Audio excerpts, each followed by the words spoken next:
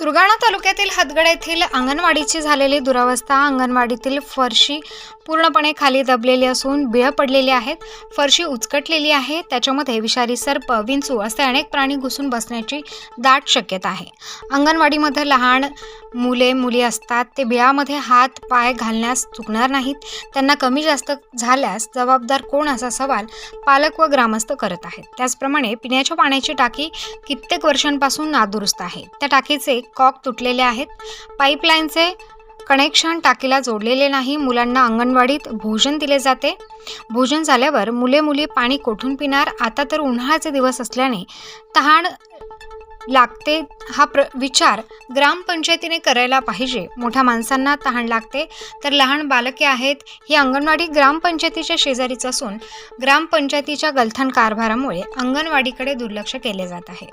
अंगणवाडी सेविका यांना विचारले की अंगणवाडीविषयी ग्रामसेवक व सरपंच यांना सांगितले नाही का? त्या म्हणाल्या, मी ग्रामसेवक वसंत भोये व सरपंच देवदास दळवी यांना अंगणवाडी रिपेअरिंग करून द्या।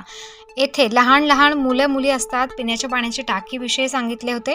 ते म्हणाले की बघू, करून देतो, पण अजून काही मुहूर्त निघेना।